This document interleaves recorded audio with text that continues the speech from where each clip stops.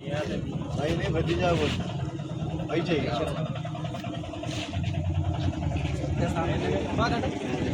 वो camera man के साथ मनाया जा रहा और यहाँ पे जितने भी जिम्मेदारान ने महिला, बुजुर्गान ने महिला, नौजवान ने महिला और यूथ स्पेशली कलाम गुनम सोसाइटी के जिम्मेदारान सबको सबसे पहले मुबारकबाद देता हूँ और शुक्रिया अदा करता हूँ तमाम का जो अपना कीमती वक्त निकाल कर ऐसे इस प्रोग्राम में हिस्सा लिए जिससे हमारा मुकाम पहचाना जाता है। तो मैं यहाँ पे इतने भी उनसे मेरी एक अदबन गुजारिश है, हम तकरीबन वक्त कई जगहों पे लगा दे रहे हैं। आजकल हमारा नौजवान पूरे हिंदुस्तान में एक सर्वे किया गया ईनाडू पेपर के ज़रिए सबसे ज़्यादा मोबाइल कौन सा तबका इस्तेमाल कर रहा है हिंदुस्तान में, सबसे ज़्यादा वक्त मोबाइल के पास साथ कौन बिता रहा बोले तो वो मुसलमान। 24 घंटे में 13 से 14 घंटे इसमें रह रहे अपने लोग। चलो रहे तो रहे, इसके क्या क्या नुकसान है वो भी जानो और उसे क्या क्या फ़ायदे हैं वो भी जानो।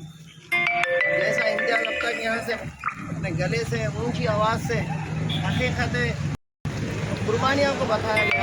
आप वो मोबाइल में हज़रत मौलाना अबुल कलाम आज़ाद कौन थे, क्या करते आए, पूरा मगर हम वो नहीं देखते। हज़रत टीपू सुल्तान रहमतुल्लाह अलैह की कुर्बानियाँ क्या है, शख्सियत क्या थी, अब मार के देखो आता गूगल कभी गलत नहीं बोलता। कौन क्या थे, क्या क्या करे मालूम होने की चीज़ गूगल एक बेहतरीन ज़रिया है हमारे लिए। हमको हमारे महल्ले में लाइब्रेरी है, मैं यहाँ समझते हैं यहाँ पे कितने लोग लाइब्रेरी में जाते रोज़ नहीं मानते, हमारे क्यों बाजू है लाइब्रेरी, पर हमको आदि नहीं है लाइब्रेरी में जाने। जब भी जो भी चीज़ अगर कोई कर रहे तो समझो कि उसके पीछे कुछ उनका फ़ायदा नहीं बल्कि हमारा भी फ़ायदा है। कलाम गुनम सोसाइटी लगातार 23 साल से यही बातों को लेके महिला पूछा जाके समझा रही, लेकिन मैं समझता हूँ पूरे निर्मल में 5% लोगों को फिक्र समझ में है कलाम गुनम सोसाइटी, 95% आज भी वही जूझदूरी में परेशान है। अगर किसी महल्ले में कोई अन्ना आ रहे साहब आ रहे तो देख लो सबसे पहले वो अन्ना को अगर शेर बोलने वाला है तो हम ही, वो अन्ना को बबर बोलने वाला है तो हम ही, उसके साथ आयस वाले भी नहीं बोल रहे, उसके साथ रहने वाले भी नहीं बोल रहे, उसके खास पोतरे नवासे भी उसको शेर नहीं बोल रहे। शेर बबर बोल बोल के उन लोगों को अपन हाईलाइट बना रहे।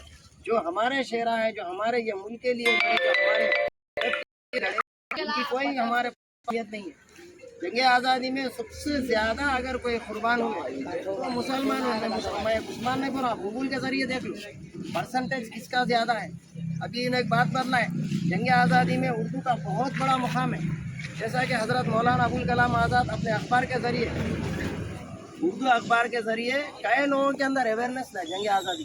अगर आज़ादी होना तो क्यों होना, उसके फ़ायदे क्या है क्या नहीं।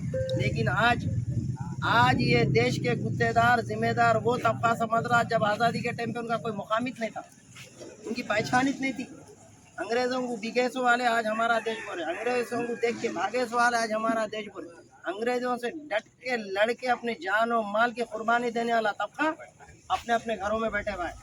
15 अगस्त 26 जनवरी को तो हम मुसलमान इतना लाइट ले रहे, ये क्या है कि 3-4 पागल आते कर लेके जाते, लेकिन यही तुम्हारी हकीकत है, यही तुम्हारी जिम्मेदारी है। दस्तूर हिंद क्या है हमको समझना ज़रूरी है। हम जिस तरह से हमारी जन्नत और दोज़ख की फ़िक्र के लिए हमारी मुक़द्दस किताब को पल पल पढ़ने की कोशिश कर रहे हैं, अल्हम्दुलिल्लाह पढ़ना हो बरक़ है, जन्नत या दोज़ख अपने अमाल के ऊपर डिपेंड है। लेकिन ये सरज़मीन पे जब हम रह रहे तो यहाँ का भी कुछ फ़ायदा कानून क्या है, हमारे लिए यहाँ के दस्तूर के अंदर फ़ायदे क्या है, हमारे हिफाजत के लिए यहाँ के दस्तूर के अंदर कैसे कैसे आर्टिकल्स है, हमारे लिए यहाँ के दस्तूर के अंदर क्या मुकाम दिया गया। अगर ये तुम नहीं पहचानेंगे, जैसा दिन ब दिन हालात बदलते जा रहे और भी बदलते जा रहे, कम से कम मिनिमम नॉलेज तो भी होना।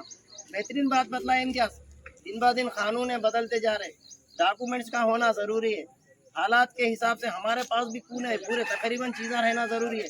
मैं देखता हूँ मेरे कहने ऑनलाइन सेंटर है, तकरीबन अगर आपके पास 6 डॉक्यूमेंट है तो एक 5 नाम है उसमें, एक में एसडी आ रहा है, एक में सैयद आ रहा है, एक में मोहम्मद आ रहा है, वही आदमी का नाम। ऐसे गैर भी आते मेरे पास, उनके मुश्किल से 2 घंटे आ रहे थे, हमारे उसमें 6-7 घंटे आ रहे थे। तो आप बोलो कानूनी एतबार से वैसा रहना सही है गलत है, तो अपने अपने डॉक्यूमेंट्स अपने अपने सनतों को भी सही कर लो और हकीकत है दस्तूरी हिंद को भी जानो। जन्नत दोज़ख देने का तो मामला अल्लाह के हाथ में है, वो अपने अमाल पर डिपेंड है।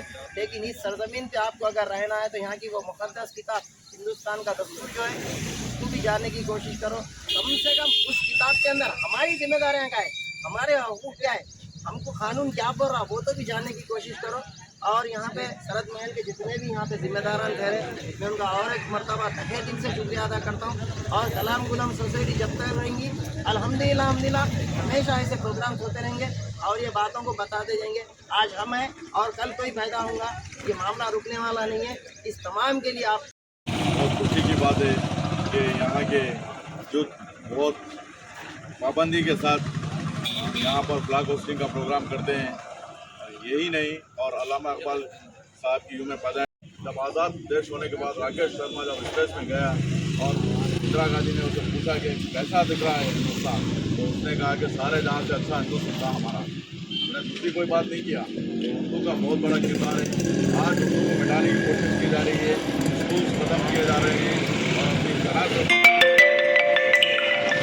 देखिए एक छोटे से मुंशी बोर्ड पे महाराष्ट्र में उर्दू में लिखा गया, तो वो कोर्ट का सुप्रीम कोर्ट तक गया और सुप्रीम कोर्ट ने कहा कि उर्दू भी एक यहाँ की मुकामी लैंग्वेज है और आज़ादी में ऐसा किया जो वर्डिक में लिखा हुआ है।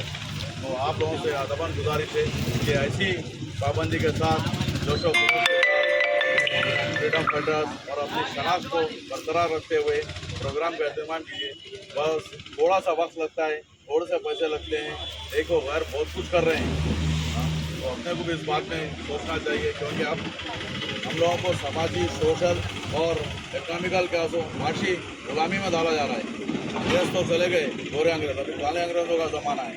तो आप लोग खासतौर से यूथ को ये कहता हूँ कि आप लोग सीरियस हो जाइए, ज़्यादा नहीं, थोड़ा थोड़ा वक्त कर कर अपने मोहल्ले में कमेटी, ऐसी कमेटियाँ फॉर्म करते हुए हर वो चीज़ जो लोग समझ रहे हैं कि हमारा ही देश है, हमारी से, जैसा कि लास्ट टाइम पे कलाम गुलाम ऐलान की थी कि हर मसाजिद, हर मदरसे में प्रोग्राम किया जाए और लोगों को बताया जाए कि ये मुसलमान।